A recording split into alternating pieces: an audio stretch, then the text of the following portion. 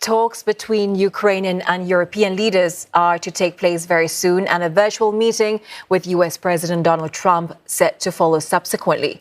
The aim to secure European backing for Kyiv ahead of Mr. Trump's face-to-face meeting with Russian President Vladimir Putin in 2 days' time. Germany is hosting today's video conference. Ukrainian President Volodymyr Zelenskyy arrived in Berlin just hours ago to join German Chancellor Friedrich Merz for the call. European leaders and heads of the EU and NATO are also taking part. The first round of calls involve European and Ukrainian leaders. The second, shortly after, will include Mr. Trump and US Vice President J.D. Vance. Mr. Trump had praised European leaders ahead of talks, saying they want to see a deal done.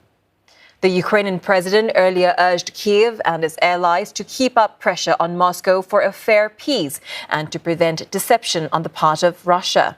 He warned there are no signs Moscow is preparing to end the war.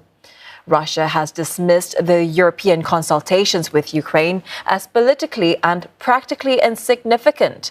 Moscow adds it is monitoring the action of European countries ahead of the Trump-Putin summit and hopes nothing will stand in the way of the meeting.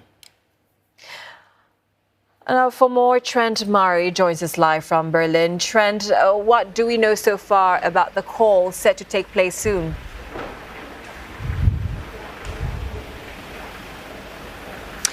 Well, just behind me there, you might be able to see that building. Now, that is the Federal Chancellery. It is in there that President Zelenskyy and Chancellor Merz are preparing for this high-stakes discussion with the White House. This, in many ways, is Europe trying to game plan and, I think, get ahead somewhat of that sit-down with President Putin to convey their message. They know, of course, they don't have a seat at the table, but they want to make sure that they have a voice. And we know the call with President Trump comes very much with President Zelenskyy also being in the room. Now, he was not expected to take part physically with Chancellor Merz in Berlin. This was a surprise announcement. Much of the city going into immediate lockdown, very heavy security around the parliamentary complex given President Zelenskyy's visit. We, of course, know that there are several kind of controversial issues going into this meeting on Friday in Alaska.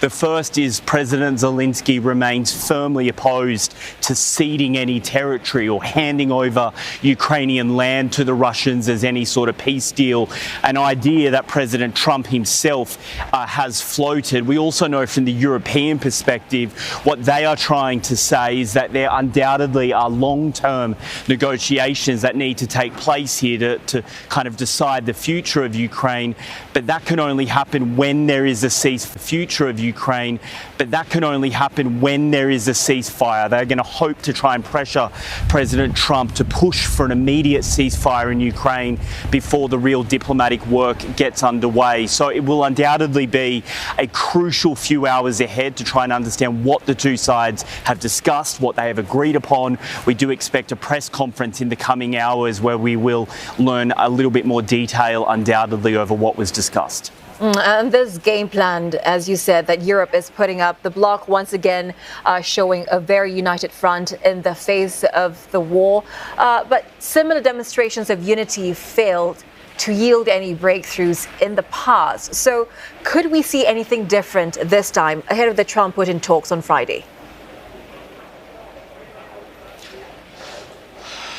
Look, I think it's very difficult to say, isn't it? Because President Putin, highly unpredictable, and I think you can certainly say the same about President Trump. Very difficult to know what the two will discuss when they are in that room together, what they will decide upon. But what the Ukrainians are saying firmly is that no decisions should be made about Ukraine without Ukraine. They want to make sure that their voice is put across, which is what this call today is all about. I think it's notable as well that this is being hosted in Berlin by the German Chancellor, because we know one of the real issues for President Trump in the past has been the vast sums of money handed over by the US taxpayer to Ukraine. Germany is the second biggest military backer of the Ukrainian government. It has also handed over very large sums of money and military equipment. So I think for the Chancellor, he feels he's on a firm foundation here in order to try and perhaps not represent President Zelenskyy,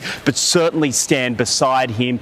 As you rightly say, not just the Germans involved in all of this, so all of the big European heavyweights are jumping in on this call. Italy, France, the UK, NATO and the European Union as well. So a big afternoon here, local time, but also I think a big 48 hours ahead for the geopolitical situation in Europe and the broader war in Ukraine and what it could mean for the continent.